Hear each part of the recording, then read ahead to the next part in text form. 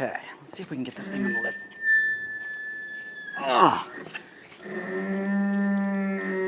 Oh. This thing's got issues. See if the parking brake's stuck on. Doesn't look like it was on.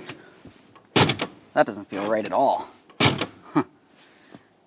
Let's check it one more time real quick. Oh yeah, no, that's definitely still stuck. We're gonna have to check out the brakes on this vehicle. Get this off. Oh, wow. Now the rotors being red like this tells me that this must have overheated at some point, possibly due to brake drag. We're going to go ahead and push back our caliper piston next. We want to make sure that it's not a brake issue. It could be something else. For this, I'm just using a pry bar directly inside this area. I'm going up against the caliper and the brake pad. We're going to try to get some movement here. Now I do have movement from the caliper. Let's try to spin this. It moves a little bit. It's definitely under a lot of pressure. Let's get the caliper off of here, double check to make sure nothing's seizing up. We'll continue on. Let's get this off of here. Oh, wow, look at those brake pads. If your brake pads are red like this, it means that they're severely overheated for one reason or the other. The first thing you want to do, of course, is to try to push back your caliper piston. I've already done that. It pushed back freely. The next thing I always like to do is just double check my slider pins. If these are frozen, it can cause this issue. Set that aside. Now let's go ahead and take hold of that rotor again. Wow. Yeah, still only goes so far. Ooh. Yep. Now I've seen this before. The emergency brake cable has actually separated from the lever. Now this lever is actually attached to the parking brake actuator, which is going to be located behind our brake rotor, and that's the probable cause of why this is stuck like this.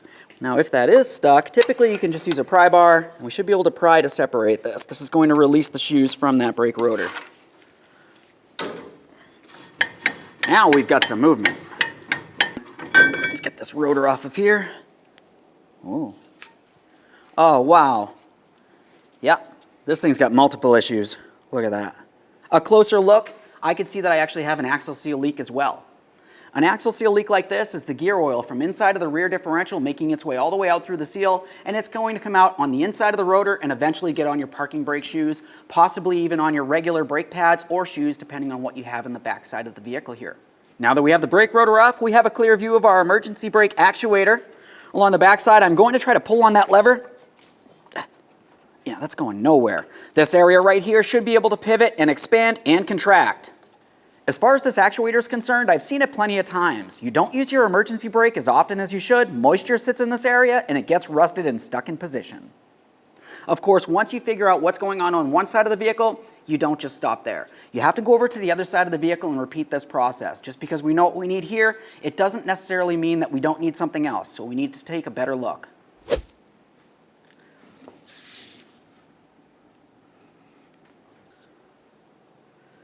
I've even got gear oil on the outside of this brake rotor here.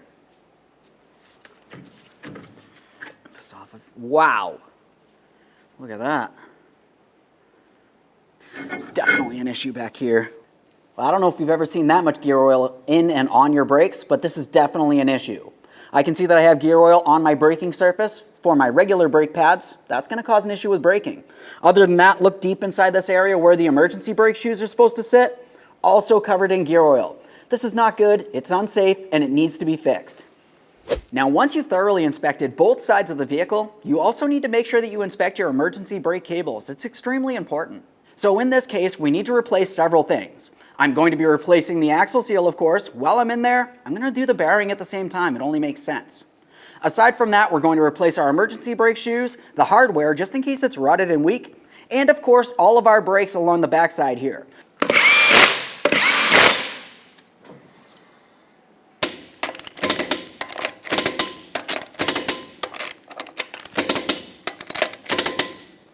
Torqued.